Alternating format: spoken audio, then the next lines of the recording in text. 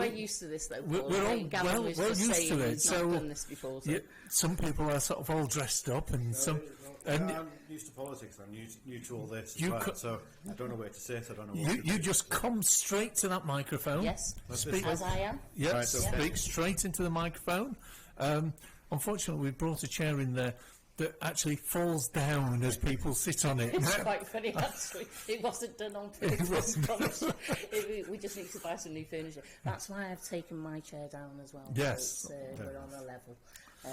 But we've just had an interesting interview with David Jones, who's the Clwyd West candidate for the Conservatives. Yes.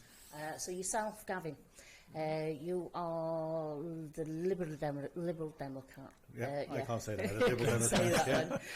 Candidate for the Vale of Clwyd. I am. Okay, so just tell us a little bit about yourself then. About myself, I moved over here from Liverpool in the mid-80s with my mum and dad. Moved over when I was 13. Went to Prestatyn High School. Left school, went to university. With the wife, who was from Abergele. The wife? The wife. I'm the wife too. I'm the wife. Sorry, she calls me the husband. Yeah. So What degree did you do? land management. Land absolutely management. Surveying wasn't Nice. really for me. No. Not much interest in it at all. I fell into the industry I work in now, which is printing and packaging. Travelled all over, worked and lived in Dublin, over in England, and then when we had our first child, when I was school age, we moved back here to Prestatyn and sent her to School Llys in Prestatyn. Is that a Welsh school? Welsh language school. Welsh yeah. language school. Yeah. How many children have you got? Three. 3 children. Eldest is 19, 17, and then 15. So you have a busy life. Yes. And considering if you were to become an MP then, that's a full-time job, isn't it? It so is. you would have to leave. Are you in your own business or? I do. are I you own and employed? operate my own manufacturing business in Real. Employs 10 people, all highly skilled, highly paid jobs. If I do win, I do have a succession plan, so that allows me to leave the business, and then one of the other directors takes still over. run. Oh yeah. Yeah. So what do you think to the £10 an hour minimum wage that Labour and the Conservatives are suggesting in their manifestos? I think they're very good, to be honest with you.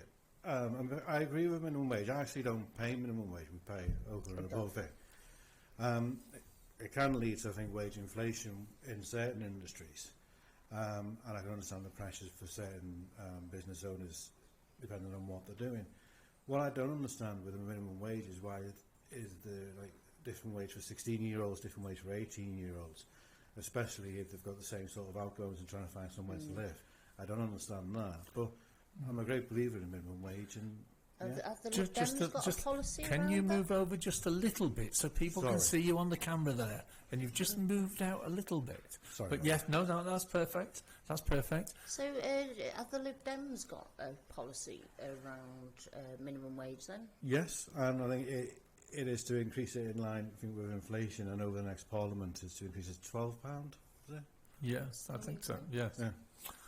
Sorry, No, that's me now. I've got You're getting distracted now, aren't you? Show me Paul's just pictures and showing videos us. of myself. Yeah. So, with the Liberal Democrats' policies, then, obviously the biggest one that we've spoke about with each candidate have come in, and we'll speak about with the Labour Party candidates when they come in as well. The policy around Brexit. Yep. Is this one of the reasons why you've when did you join the Liberal This is Democrats? the only reason I've joined the This Liberal is the Democrats. only. This is Remain. I've always been a lifelong Labour voter, and I was a member of the Labour Party. Wasn't an active member, very much on the sidelines, just not doing anything and not helping. After the referendum, I was extremely disappointed with Labour's response during the referendum and after the referendum. And then I thought to myself at that point, well, with my manufacturing business, which is highly involved in the European supply chain, we have customers like Toyota and everything else. What do I do moving forward? I could relocate the business to Dublin. Seems like a good choice to relocate it to. Or I could try and stay here and fight and do something about it from a business point of view. Now, since the referendum, God knows how many business plans I've had to draw up and do, depending on what's going to happen with Brexit. So yeah, when this is going to happen.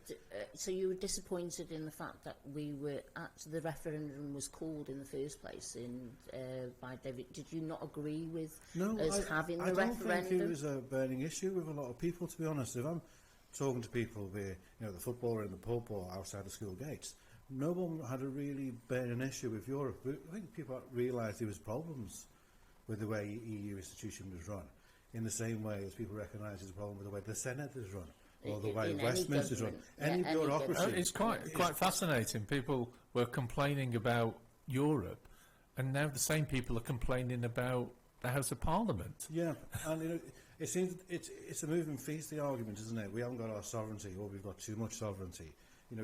Parliament can do this, Parliament can't do that. And I really don't understand a lot of the debate, if I'm honest, around about Brexit, because I think a lot of it is just complete and utter rubbish, what people are saying. And it doesn't make any sense.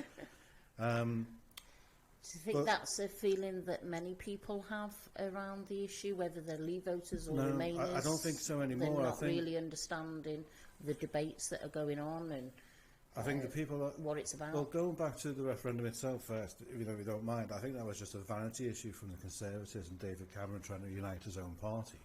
He never expected to lose the referendum. He lost. He did a runner, and then the Conservatives then have just stumbled on. Made a mess of it. They can blame Labour. They can blame the Lib Dems for stopping Brexit. But if their own members hadn't voted against it, we would have Brexited by now. I think as well in 2017 we had an election.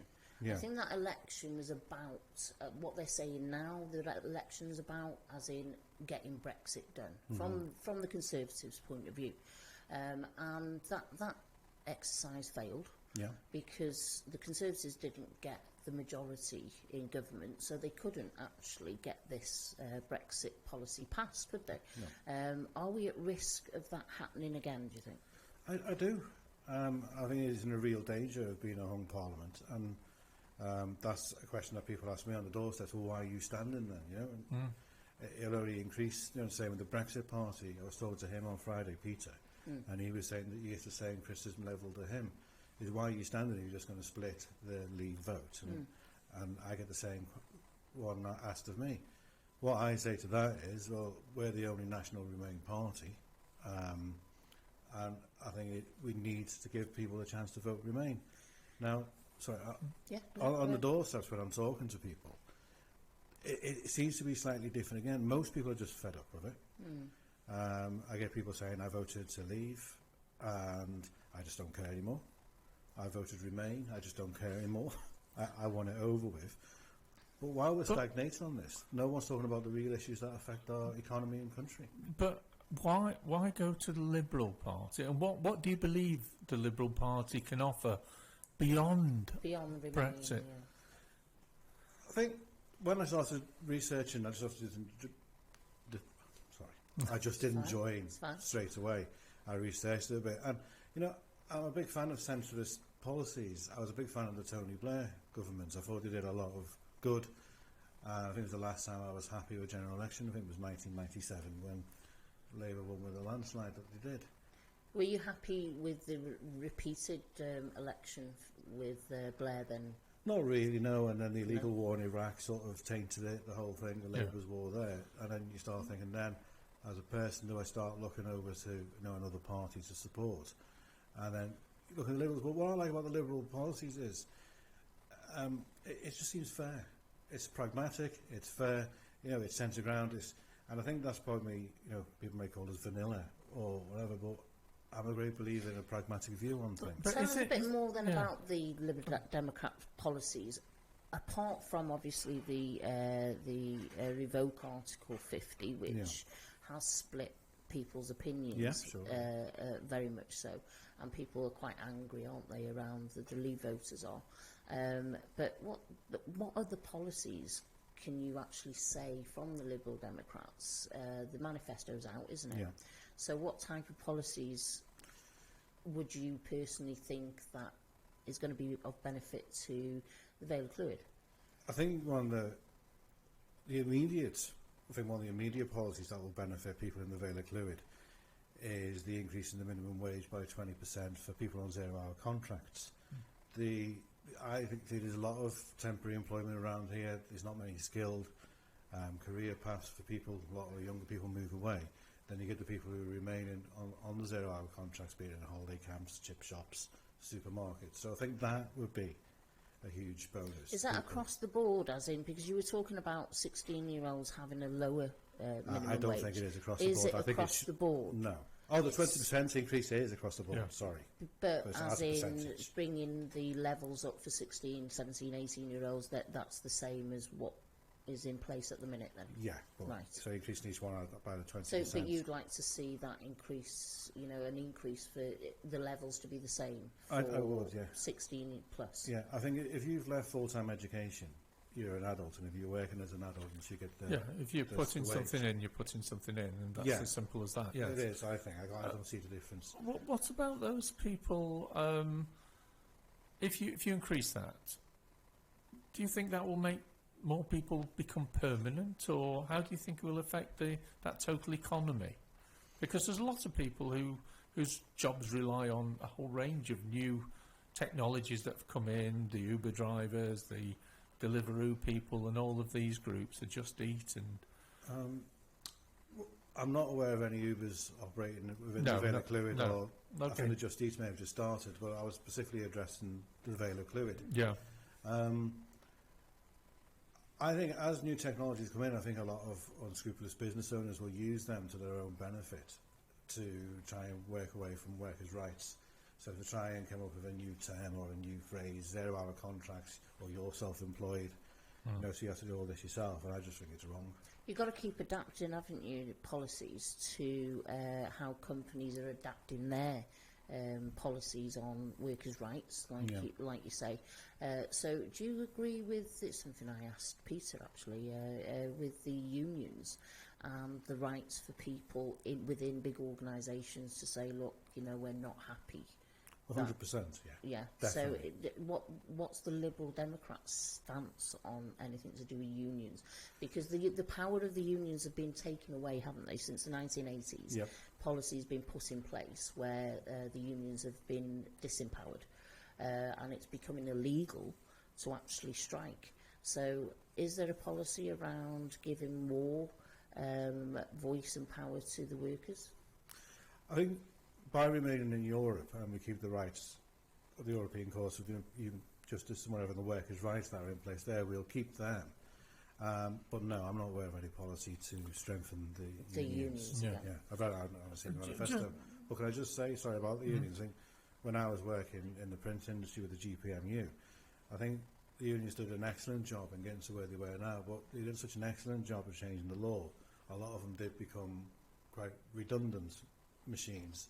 Yes. So it is quite hard to see where they fit in now. But if you take away the union, then everything will just go back to where it was. Exactly. I mean, people have fought. Yeah. Workers have fought for all these rights in the first place, and if you remove the the legislation away and disempower the unions, then you're removing some of these rights that people have fought for many years. I mean, for example, the zero-hour contracts. And we were chatting about this with David before, and I don't think we should take the zero-hour contracts away because there is an option for people if they want that. I don't see the benefit in the zero-hour contracts. Some people are actually happy to just do 4 hours or 5 hours a week. It's fine. But why don't they have a 4 or 5 hour contract then? True, yeah, because that would mean that they would have they would have their rights still. Yeah, and they would know they wouldn't be turning up for work and then told, "Oh no, it's nothing for you today." So the Lib Dems, have they got any policy around the zero-hour contract issue at the minute? No, only the fact that we're not going to make them illegal, we're not going to ban them or anything like that. All we are going to do is increase the minimum wage for people on zero-hour contracts. Just changing slightly onto the environment. How do you see the environment? Because the Liberals have got a number of policies, and they all seem quite nice and friendly and easygoing. That's what we like. And that's fair enough. Legalising cannabis, freezing train fares. Maybe we can go on to these about how they actually work. But the environment's a big thing that they are actually trying to do. Would there Liberal Democrats make radical changes, I do mean radical changes to how we live our lives to enforce environmental changes? I think it depends on who you are, because the frequent flyer airplane tax could radically Yeah, I mean, that's fair enough. That, again, a populist thing. Fly a lot. Yeah. I think that generates a lot of revenue, but what we're proposing, I think, is real changes. So I think to start becoming by 2030 is starting on the way to carbon neutral by making sure homes are insulated and insulated properly, so you have to use less heating or less cooling. And the sort of whoever uses cooling, I don't know. You wait for global warming. And then make the houses, more affordable. But starting off with people on the lower income. But what about cars? Would you start to ban cars? Would you put the prices up of cars? Would you make the emissions target very, very tight so you can't go into cities? No. No, you just carry on and hope everyone does the best. Well, no, I think it's a series of on about investing £100 billion, I think, over the course of the next government to address the issues, and going back to businesses, making businesses responsible for who they trade with. So, for example, with me in printing, if I'm buying my paper from an unethical source, then I would be responsible for that. And there's loads of things we're dealing with, but I'm led, as far as I understand, the things like emission zones and stuff aren't set by the government; they're set by either the council or the mayor or whatever. And then we're looking into refunding investment into electric cars and everything else. So what's the £100 billion going to be spent on then? I don't know, to be honest. I mean, it sounds great. We'll do all of this, but I'm trying to work out what that means in practice, what that means for Wales and the local area, and where will the money go, and who will benefit over this? One of the big things for locally is a lagoon. I don't know, because different candidates have got different interests and different expertise. We were speaking to Alvod yesterday, and he was talking about the lagoon locally for Colwyn Bay. Yeah. And I believe we could have one in Kimmel Bay as well, because of the tidal power. Have the Lib Dems looked into these greener energy? They have, and we've been behind the one in South Wales that keeps on getting knocked back, from central government. And I think any alternatives that are green, but again, it's a way of saying that by 2030 all electricity will come from green resources. So the money, the £100 billion over the government, will go into investment, R&D, into different forms of technologies. And is that nuclear power? No. No, not nuclear power. So it's going to be wind and sea, tidal, solar. Yeah. So all our energy is going to be running on these things, and not gas or coal. That's the plan, yeah. And I think David Jones, we were talking to David Jones about this, and he said that it's not something that's possible to happen by 2030. The Conservatives' plans are to 2050, aren't they? So what would you say to that then, that it's not possible? I'm obviously not a bit of expert, as David is, on what's going to be possible to become carbon neutral by where we set dates. The party has said 2030. I don't think we're alone. I think the Brexit party said the same thing. They have, yeah. I'm fairly sure Labour is Labour around about the same thing. I mean, they're saying your policies say 80% of electricity from renewables, and it doesn't say about gas, because actually we use a lot of gas for heating, and to actually change that all over to electric, so we still. Are we still going to rely on gas? We use a lot of gas for heating. You're correct. I have gas centrally in my house. Most people have, haven't they, really? If houses are properly insulated, you'll see the difference between a new build house and a house like mine, which has been around since the 1930s. There's no cavity walls. But if we insulate the houses... Or knock them down and build new. I doubt that will happen. But if we insulate them properly, then the dependence on electricity or gas or whatever fuel you're going to use will be greatly reduced. So moving on from the environment issues, a big issue that we find and people talking about is housing. We have got a massive issue in the UK now with rest sleepers. I think there's 350,000 people across the UK actually homeless. Yes. You know, that's including families, children, mums and dads, and in temporary and emergency accommodation. It's including rough sleepers. Actually, we've got over 4,000 people sleeping in doorways in the UK. Yeah. What's the Liberal Democrats' policy to tackle that issue? The housing. Yes. Well, housing and poverty together, Yeah. because housing, just making more houses, a number of people are rough sleepers for a whole range of different reasons. I think for the first time in my short political career, I'm going to sound like a politician now. Okay. Go on. Let me answer the housing bit first. Okay, go for that. Go for that. Move on rather than having a big, shotgun answer to your question. With the housing, we're promising, I think, 300,000 houses a year over the course of Parliament. 100,000 of them would be social housing. So not council. Not with council. The social, with the Clwyd and Allen type. Yeah, with the housing associations. Housing associations rather than council then. Yeah, and something I'm a bit disappointed in the manifesto is that they're going to introduce kind of like a rent-to-buy scheme as well. I don't understand the details of it, but by paying your rent, you'll have some kind of ownership on that property as well moving forward. I would prefer to see them more like your council housing model, so they remain in that stock where it's needed. Yeah, because that's what's caused the problem in the first place, is actually selling off the council stock and not replacing it. It definitely hasn't helped the problem. It's caused massive problems, hasn't it? So I can't remember what I'm saying now. So you've got that, and then the housing, and again, going back to the point with the environment, all them houses will be built so to use a minimal amount of fossil fuels or energy as possible to keep them warm or cold, as I said, in the summer. So they'll be extremely environmentally friendly. And that's another thing. Even a housing first policy. Sorry? There's a policy that Canada use actually, and Wales are looking at rolling this out, and it's housing first. So basically, anybody that's homeless will be provided with the type of housing that's suitable for them, and then they maybe get moved on. So say they've got certain issues that they need to address, they don't have to address them issues first before being housed. Yeah, because in a lot of cases, we're trying it in Denbighshire now. So in a lot of cases, people are left homeless because they're not actually ready to engage with services. They don't know how to engage with the services. They've just got such complex issues.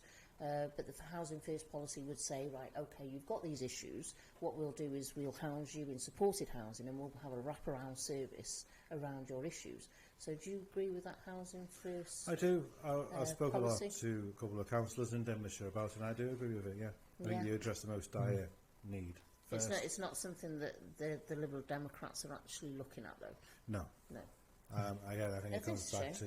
It is. Shame. Well, maybe if I'm elected, we can start looking into it. Yeah. So...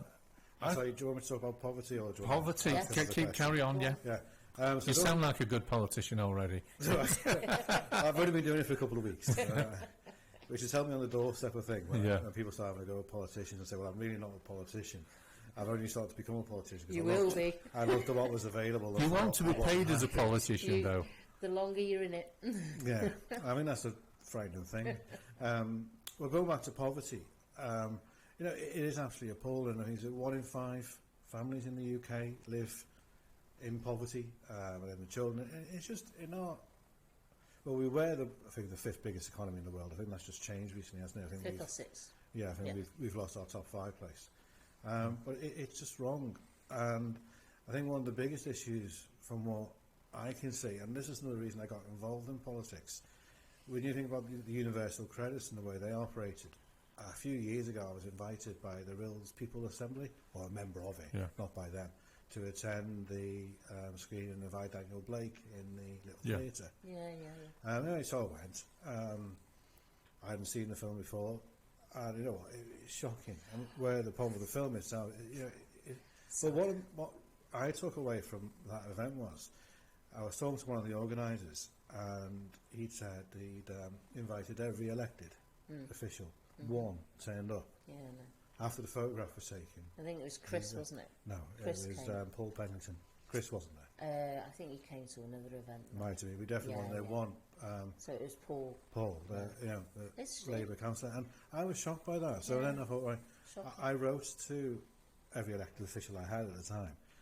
And I got, an answer back saying, I was too busy. You think, well, fair enough, you might have been in London or you were an MP but they or were whatever. all too busy. But then the local council answers were absolutely appalling. Some didn't even bother answering me. And one, my local council in Prestatyn, wrote back saying, I know what poverty's like. I used to live in Liverpool. And you think, where do these people get off? What do they think they're doing? So, well, I've got off on a complete tangent now. Sorry. You're just like a politician. Yeah, you're fine. You're doing well. You did say, didn't you? I did warn you. But what we're saying about universal credit is, I think the wait for people to wait for 5 weeks is absolutely disgraceful. We're going to reduce it to 5 days. Why not instant? I mean, you can buy some things. I bought something and it can arrive the next day. Why can't we just make payments straight away? I'd imagine if we did, it would be a lot more open to abuse. So I'd imagine people But who... so what? So what? We have a little bit of abuse, but it stops people from starving. Well, I think that's where the hardship emergency payments come in, Yeah. which will be paid, before the claims process within 5 days. That's where they come in to put a stopgap in that. But going back to people abusing it, I think I totally agree with this as well, because what we do as a country and as a society, probably tabloid-led, is we identify the people who are abusing the system, then make the rules harder. Yes. Then that punishes the people who really need to use it, the most vulnerable in our society. And then the people who abuse the system just find a new way of abusing it. And the percentage-wise, I mean, we'll always get abuse of systems, no matter what system it is, whether it's a benefit system or whether abuse happens everywhere, in every walks of life.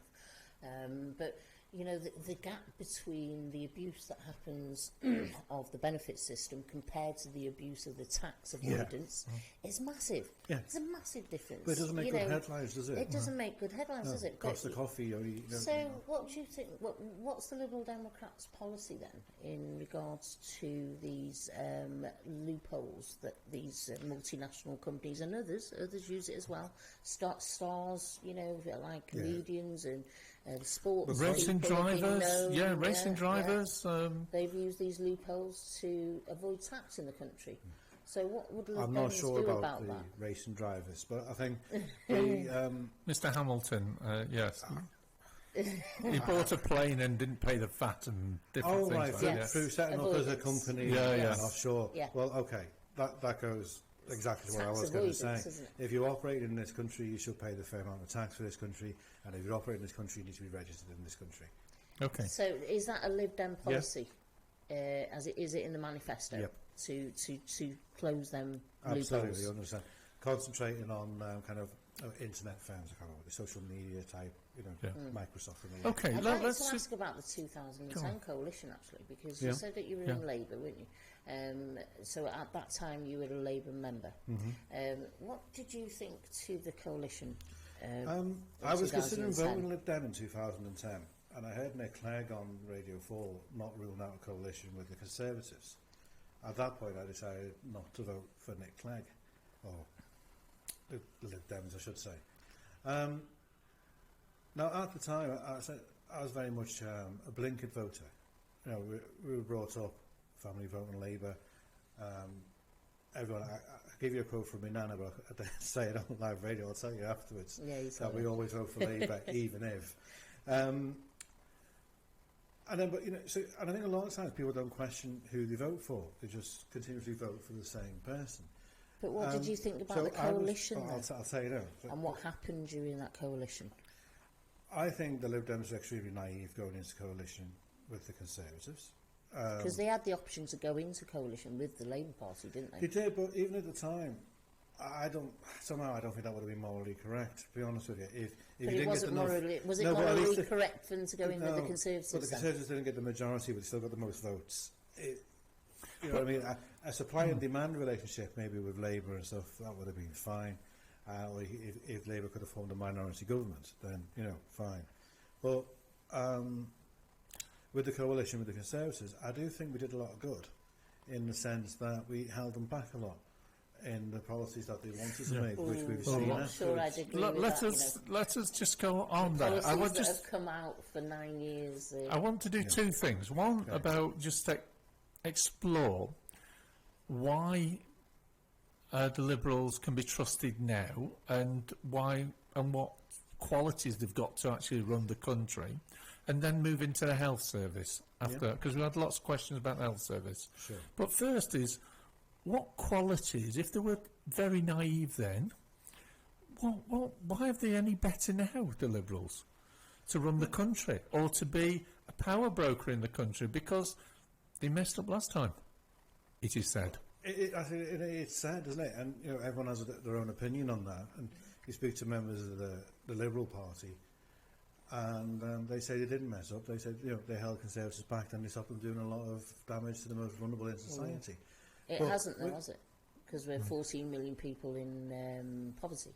Yeah, but and that hasn't happened just over the last couple of years. No, but the greater delays in the universal credit and things like that have happened since the Conservatives have been in by themselves.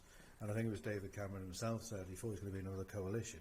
That's why he agreed to do the referendum, because he thought that we'd stop him. Yeah. But back to that. So why would they be better now?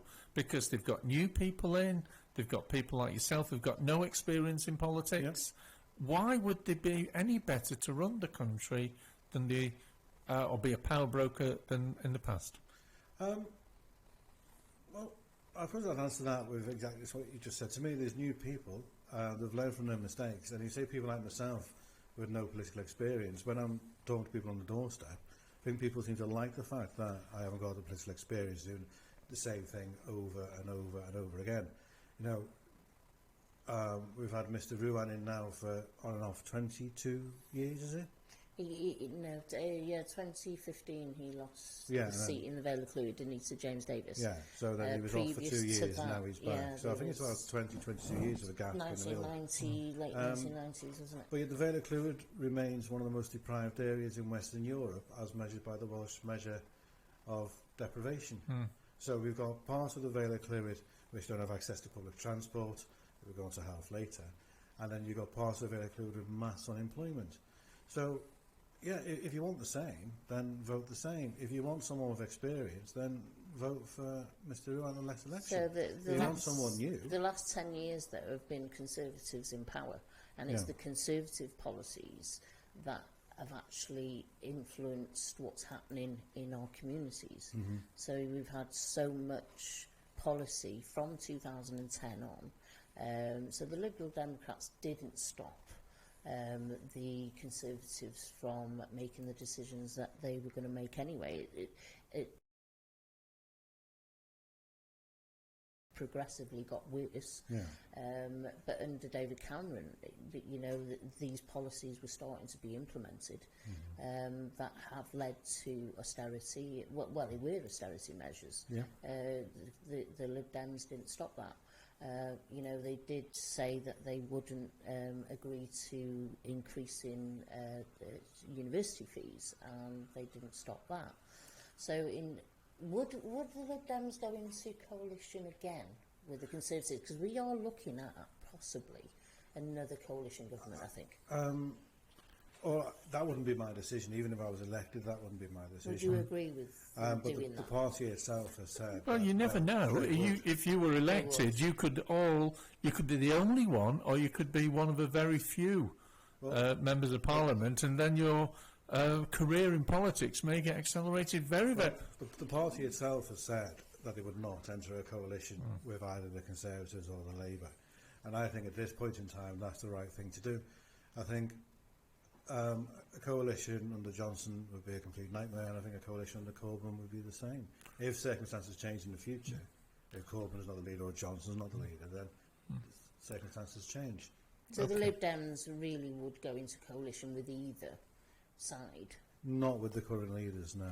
But if the current leaders weren't there, it doesn't matter whether it's Conservatives or Labour. I think another thing, I don't agree with politics, how people don't seem to be able to change their mind or learn new facts and then form a new opinion. Where we are now, it's exactly what I said, but if circumstances change, then our opinion will change. Okay, I want to go on to health, and then I want to come back to Brexit, because actually the democratic will of the people was to leave the European Union, and I want to come back to that.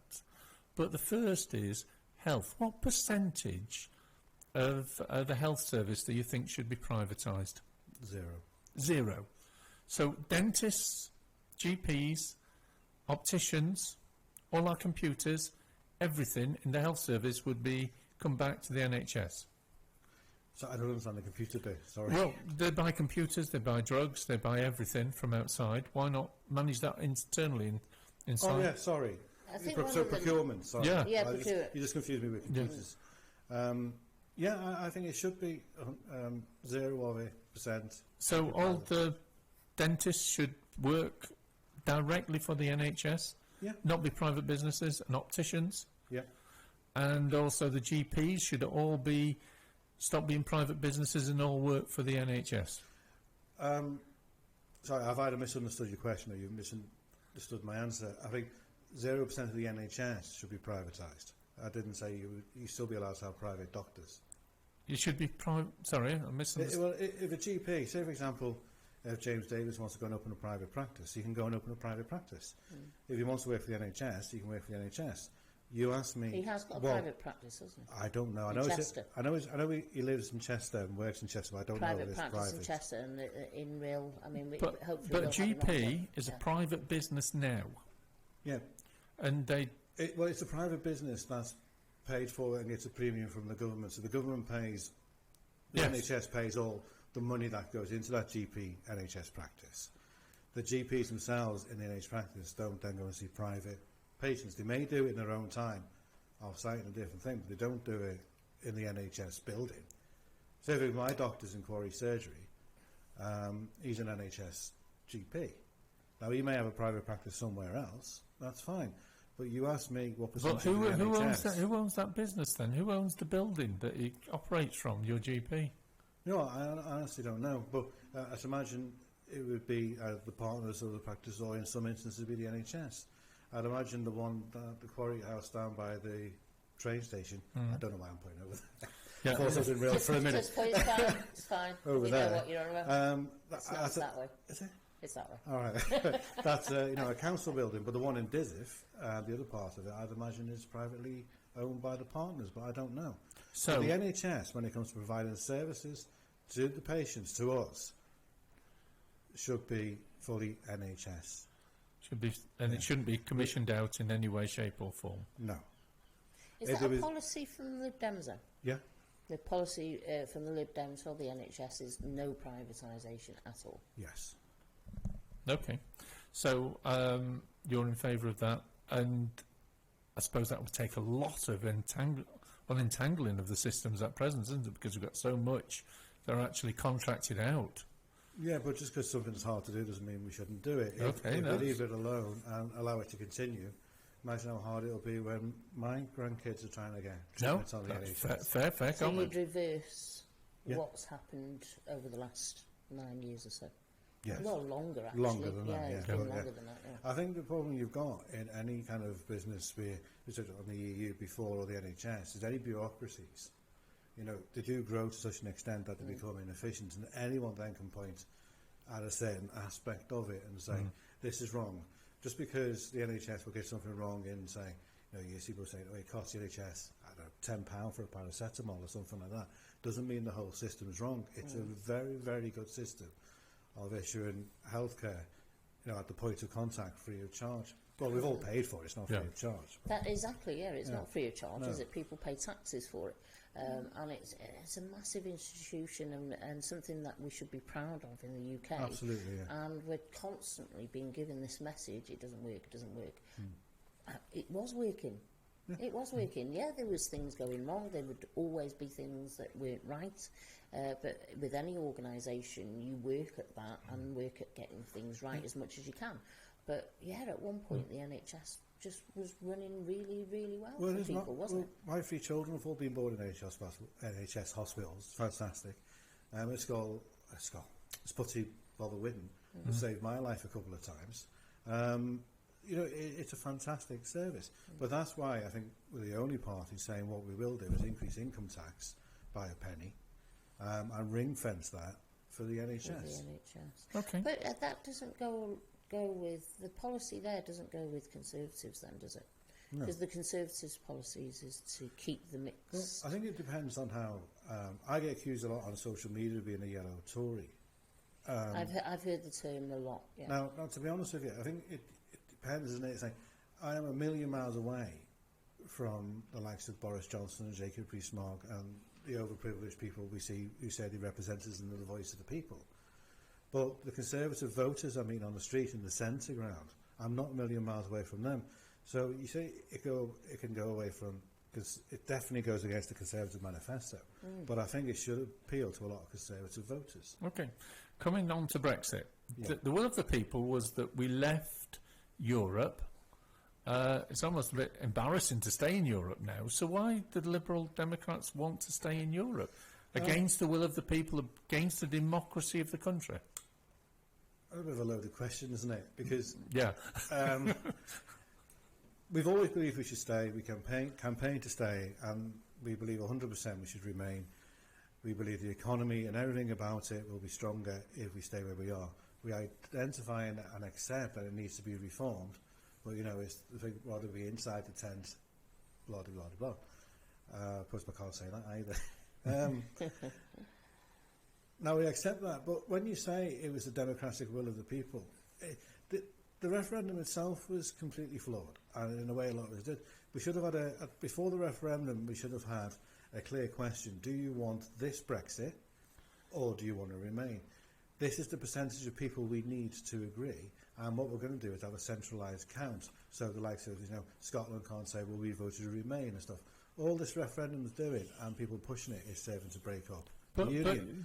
They were in power at the time with the Conservatives as that question was formulated with Cameron. Well, yeah, they were wrong to do it. Yeah. They shouldn't have done it. I'm not going to pretend it was, because it wasn't. But now, if Brexit had been voted on and everyone knew what they were voting for, in the sense that they wanted Johnson's Brexit, Farage's Brexit, Jacob Rees-Mogg's Brexit, we've got so many different flavours of Brexit. Which one do people vote for? When you ask them, did you vote for World Trade Organization rules? They say, no, I'm not even sure what they are. And I say, you know what, I don't really know what they are either. I know it'd be bad for the economy, I know it'd be bad for my business, and millions of businesses like mine.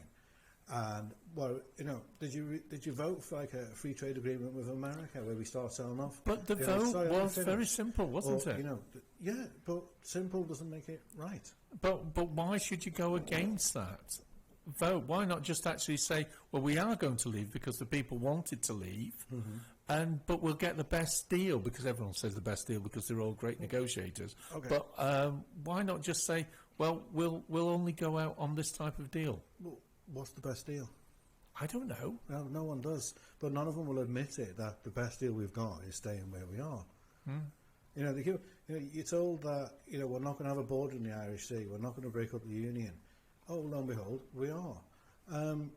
At the time of the referendum, I wrote to, I think it was James Davis was the MP at the time, a list of 5 questions detailing the problems it's going to have on my business, and then asking why the questions for me as a person, like the problem with Northern Ireland and everything else. I basically got an answer back saying, don't you worry your pretty little head about that. We'll sort it out with future technology. Sounds really patronising. 3.5 years. Well, this is one of the reasons I'm here. It's one of the reasons, if you like to pinch your phrase, I've turned into a bit of an activist. Yeah. In my time of life, I wasn't planning on doing this. I've never had any ambitions to do this. But I think there comes up a time when you've got to stand up and be counted. Get off the sideline, stop shouting. So you're happy to go against the democratic will of the people as a party? I wouldn't organise a coup. I'd go against the democratic will of the people. I wouldn't try and dissolve Parliament illegally and go against the democratic will of the people. Yeah. What I will do, by the way, what I will do is participate in a democratic general election.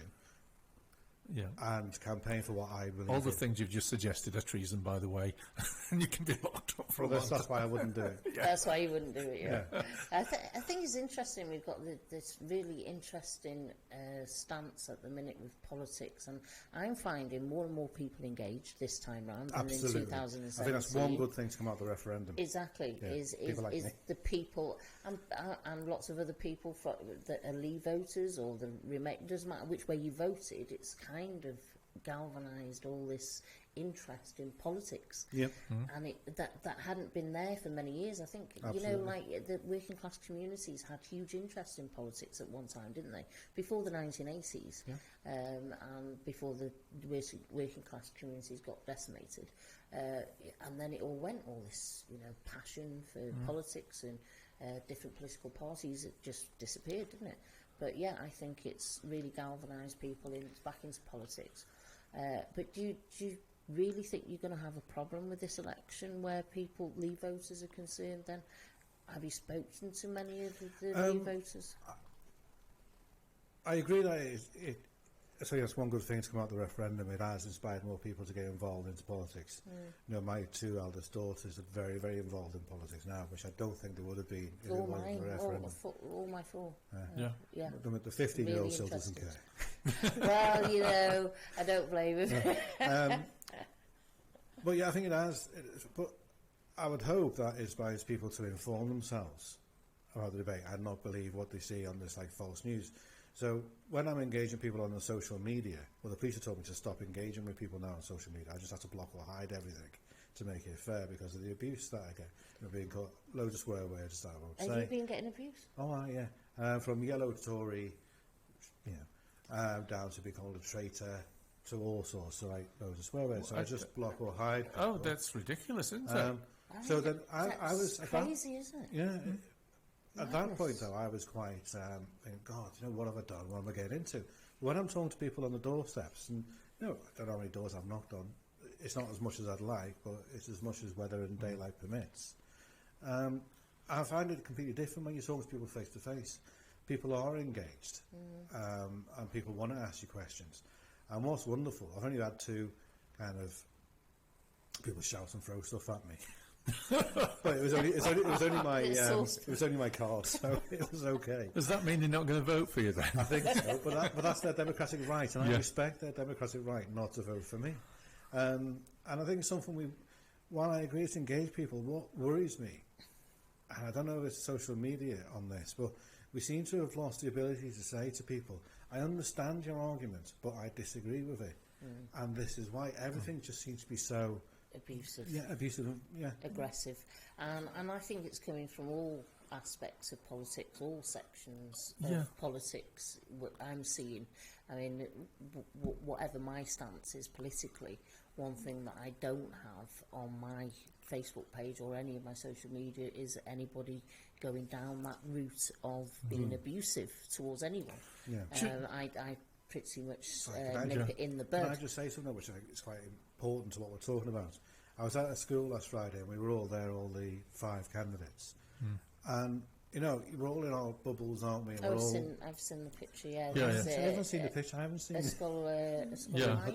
You were saying how nice it was, actually, weren't they? Yeah. Well, it was. And I was thinking to myself about meeting Peter. Yeah. Because Brexit. Yeah, God, what am I... Anyway, you know what? Really, really nice man. And I really, really got on with him. And we had a really good chat. And there's only one thing we sort of disagreed on. Brexit. Yeah. And it was a big thing. But my point is... He's not for workers' rights, by the way. Oh, we didn't talk about that. Yeah, we talked about it yesterday, didn't we? And he's not... You can watch it online. I will do. Yeah, but my point is, though, on a personal level, he seemed like quite a nice... And I was shocked. And then he thinks, why was I shocked? I shouldn't be shocked. That someone stands to be a member of Parliament isn't a 2-headed demon. But we're all victims of it, aren't we? 2 things. One, I suppose you've just said about nice people, and yet your leader said they won't work with certain people, which to me is a bit of a contradiction. But secondly, it's about immigration. One of the things that came through that people didn't want is lots of immigration. Do we have enough immigration, or do we not have enough immigration in this part of Wales? Should we have more people coming into this part of Wales? See, I agree with what you just said there about the referendum being about immigration, but I think the Brexit Party would disagree with you now on that. I think they've moved. I think what do you think? They think they've moved the goalpost and saying it wasn't about immigration. There was no casual racism in it at all, apparently. No, it was overt. Sorry? It was overt racism. Your words. Yes. I like the idea of immigration. I like the idea of freedom of movement. and everything else. I think we've lost something like 5,000 nurses in the NHS since the referendum. And I think, people come here to make a life for whatever reason, and I think people are just people, and then they'll make a life. And they'll get on and they'll pay the taxes and everything else. I think, but if you want to believe all the negative, horrible stuff either in certain tabloids or social media, that they come over here, abuse our NHS and take our taxes and everything else, then I'm not going to be able to convince them people that they're wrong. I think we did have a candidate that said that the housing's been taken by immigration. It's ridiculous. It's just victim blaming all the time, isn't it? It's like, you just look to the point, and you might find one house in one village or whatever that's occupied, and that then becomes the big issue. The big issue. Yeah. Someone was telling me the other day, someone who posted on Facebook, that if people stop getting divorced, there'd be no housing crisis in this country. So that person wanted to blame divorced people because one household then needs two houses. But why? I don't understand why everything has to just build more houses. Environmentally friendly houses. In the right places, not on wetlands and stuff like that, and obviously the right kind of social house as well, not just another. But this sound all great, but it's. Oh, you've got 5 minutes, by the way, and it sounds all great, but where's all the money come from? A penny on taxes is nothing for the health service, and if you ring fence it for health, why not ring fence it for social care? Because that's a big issue that's not been dealt with so far. Social care is a massive issue that needs to be addressed urgently. And what we've said on that is we need a cross-party thing, because we have an election every 5 years, and a new government comes along and wants to change whatever was done in the previous 5 years. It seems to be what happens in the education system, doesn't it? Everything's cyclical and goes round. This is a new trendy idea. So what we said over the course of the next Parliament on social care is we will have a cross-party agreement on what we're going to do in a sustained way moving forward for generations to come. The money How is going to... How does that work? This cross-party agreement. So you'd expect all the party representatives from all the parties to sit together and agree a policy, and stick to whoever's in the majority government will stick to that policy. Yeah, and I don't see anything wrong with that. It may sound a bit fanciful, but it shouldn't be. Didn't work with Brexit. No. But then I say that the money is coming from what we're saying is, again, increase in taxes, increase in business tax, corporation tax, back up to 20%, depending on income tax, and then taxes on frequent flyers, air travel and everything else. I think we're the only party, to be quite honest, that we are going to increase taxes. And then we've identified on a very conservative with a small C level, the Remain bonus, as we're calling it, so how the economy will grow by £50 billion. So you can't do a frequent flyer, but you can take your Learjet wherever you want. But if you're lucky enough to have a Learjet, then I should imagine you can, if you're paying the right taxes and it's not hidden in some kind of shell company corporation somewhere. Yeah, there's a problem with emissions then, though, isn't there? There is. Climate. You've got 3 minutes left. Why should we vote for you? I think it's quite simple, to be honest with you. I think you should vote Liberal Democrat if you want to remain in Europe. If you don't want to remain, I think you should vote for the Brexit Party. And I think it's quite simple. I think the Conservatives have had a chance of delivering it. They've failed continuously to do it. That's why I say vote for them. Why for you? Well, why for you? If you want to remain in Europe, vote for the Liberal Democrats. Me, personally, what I would say to that is, I'm not a career politician. I understand completely where people are coming from, why they're saying they don't trust politicians. We have the expensive scandal and what goes on there. I am actually in this, and this sounds a bit, again, twee, but I want to make the lives of the people of the Vale of Clwyd better. And now if you don't believe that, then, vote for someone else. Okay, that's great. Thank you very, very, very... 2 hours gone. Another 2 hours gone. You're right, it did go quick. It goes quick, doesn't it? Yeah, you'll be welcome to come on again. We do. We anytime. All kinds of different shows. So. Yeah. And but thank you very, very, very much. Thank you. That's great. Thank you. So that is sort of. So who have we got next week, Paul? We're going to try with James Davis. I've emailed James Davis. We're trying to fit James Davis in, aren't we? I believe. Gosh, time's going quick, isn't it? Friday. What are we on today? The 26th. It's 2 weeks Thursday, isn't it? Oh my gosh. Oh, so the 2nd of December, hopefully, if James Davies can actually fit that one in. Yeah. And then we've got Joe Thomas, the Labour Party candidate, on the 3rd. And then straight after that is Chris Ruan. Yeah. Who's your whatever the competitor or whichever. Yeah. So, yeah. That's Okay. coming up. So, thank you very, very much. Thank you.